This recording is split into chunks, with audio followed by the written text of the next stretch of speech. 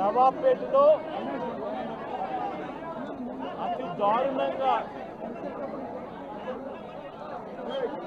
కేవలం ఆధిపత్యం అన్నది చాటడం కోసం ఒక పథకం ప్రకారం అక్కడ కర్రలతో అతి దారుణంగా దాదాపుగా 20 మంది కలిసి కర్రలతో అతి పాశవికంగా కొడుతూ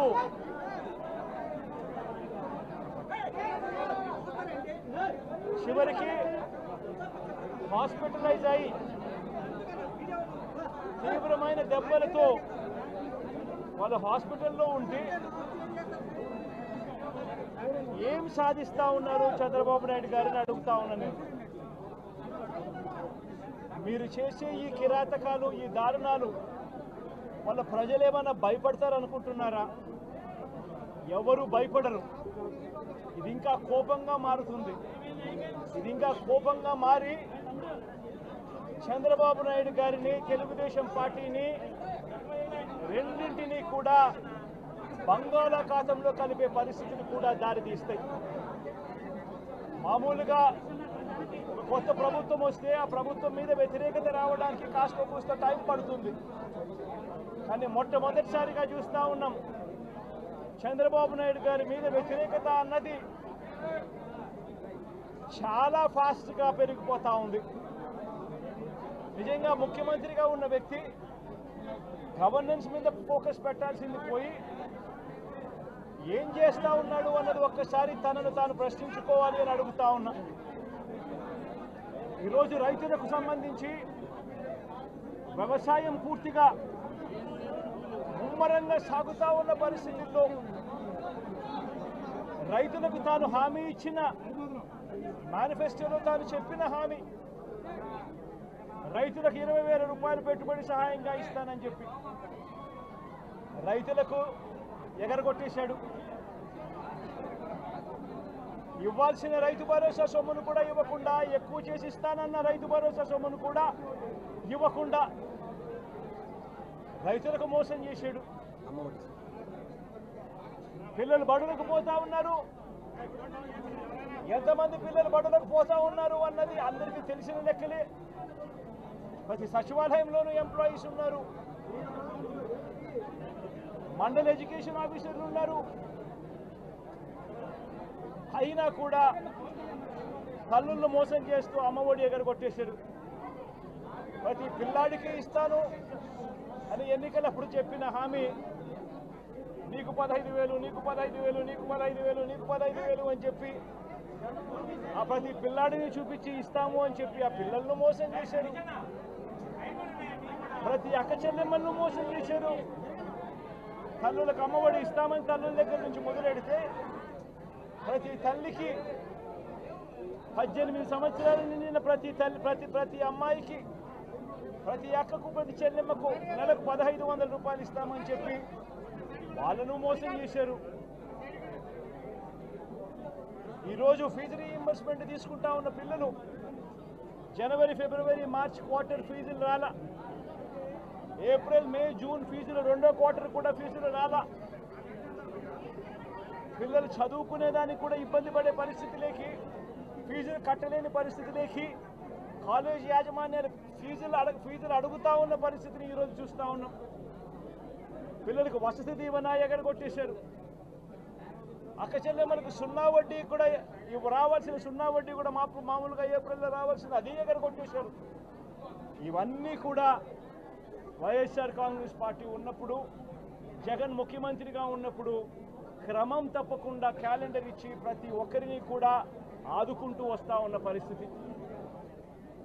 అమ్మఒడి అయితేనేమి, రైతు భరోసా అయితేనేమి, విద్యా దీవెన అయితేనేమి, వసతి దీవెన అయితేనేమి, 0 వడ్డీ అయితేనేమి, మత్స్యకాల భరోసా అయితేనేమి, ఇవన్నీ కూడా ప్రజలు మాకెందుకు ఇంకా ఇవ్వలేదు అని చెప్పి ప్రజలు అడుగుతూ ఉన్నారు.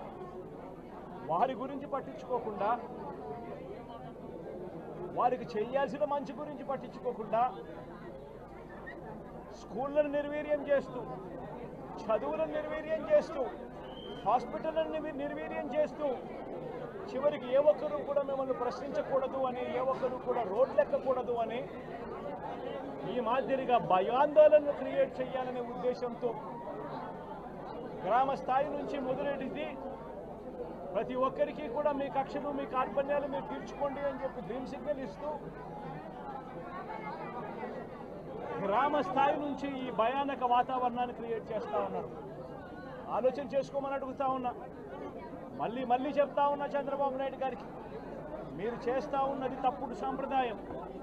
ఇది కనుక కొనసాగింది అని అంటే రేపు పొద్దున ఏం జరుగుతుంది అని అంటే, ఈరోజు మీ ప్రభుత్వం ఉంది, చాలా వేగంగా మీ ప్రభుత్వం కూడా తుడిచిపెట్టుకొని పోతుంది. ఆ తర్వాత మళ్ళీ మా ప్రభుత్వం వస్తుంది. ఆ తప్పుడు మా ప్రభుత్వం వచ్చినప్పుడు కార్యకర్తలు నేను వద్దు అని చెప్పినా కూడా వినకుండా ఆ కార్యకర్తలు చంద్రబాబు నాయుడు గారి తెలుగుదేశం పార్టీ వాళ్ళందరికీ కూడా బుద్ధి చెప్పే పరిస్థితి కూడా చంద్రబాబు నాయుడు గారు బీజం వేస్తూ ఉన్నారు. ఈరోజు దయచేసి నేను చంద్రబాబు నాయుడు గారికి చెప్తా ఉన్నా, ఈ తప్పుడు సాంప్రదాయాలను ఇంతటితో ఆపండి. ఈ తప్పుడు సాంప్రదాయాలు పెద్దయ్యాయి, వృక్షాలైనాయి అనంటే ఆ తర్వాత ఆపడం ఎవరి చేత కాకుండా పోతుంది. ఇప్పటికే లా అండ్ ఆర్డర్ అనేది గాడి తప్పింది. ఇప్పటికే ఏం జరుగుతూ ఉంది అన్నది మీకే తెలియకుండా కూడా జరిగేంత దారుణమైన పరిస్థితిలోకి ఈరోజు లా అండ్ ఆర్డర్ పోతూ ఉంది. ఒక వైఎస్ఆర్సీపీ కార్యకర్తలే కాదు, వైఎస్ఆర్సీపీని అభిమానించే వాళ్ళే కాదు, చివరికి మహిళల మీద కూడా అగత్యాలు పెరిగిపోయినాయి, చిన్నపిల్లల మీద కూడా అగత్యాలు పెరిగిపోయినాయి. ఇష్టం వచ్చినట్టుగా రౌడీజం పెరిగిపోయింది. ఇష్టం వచ్చినట్టుగా ఎవరికి బుద్ధి పుడితే వాళ్ళు చేస్తూ ఉండే కార్యక్రమాలు జరుగుతూ ఉన్నాయి. లా అండ్ ఆర్డర్ పూర్తిగా గాడి తప్పిన పరిస్థితులు కనిపిస్తూ ఉన్నాయి. ఇప్పటికైనా చెప్తా ఉన్నాను, హెచ్చరిస్తూ ఉన్నాం, మరొకసారి కూడా చెప్తా ఉన్నాం. శుక్రవారం ఈ మధ్య కాలంలోనే జరిగిన ఇంకొక ఘటనలో ఏకంగా చంపేసిన ఘటన చూసాం నంద్యాలలో. శుక్రవారం నేను అక్కడికి కూడా పోతా ఉన్నాను.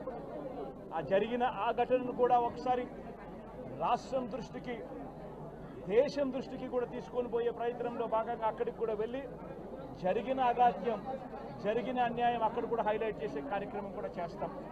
ఖచ్చితంగా హైకోర్టు తలుపులు తడతాం, అవసరమైతే సుప్రీంకోర్టు తలుపులు కూడా తడతాం. ఇప్పటికే ప్రధాన రాజకీయ పక్షాలన్నింటికీ కూడా రాష్ట్రంలో జరుగుతూ ఉన్న అన్యాయాల గురించి వివరించడం జరిగింది. ఇక హైకోర్టు, సుప్రీంకోర్టు గడపలు కూడా గట్టిగా వాళ్ళ తలుపులు కూడా కొట్టే కార్యక్రమాలు గట్టిగా చేస్తాం. రాష్ట్రంలో జరుగుతూ ఉన్న ఈ అన్యాయాలు, ఈ ఆక్రందనల మీద ఎందుకు ప్రెసిడెంట్ రూల్ విధించకూడదు అని చెప్పి కూడా గట్టిగా వాళ్ళని అడిగే కార్యక్రమం కూడా చేస్తాం.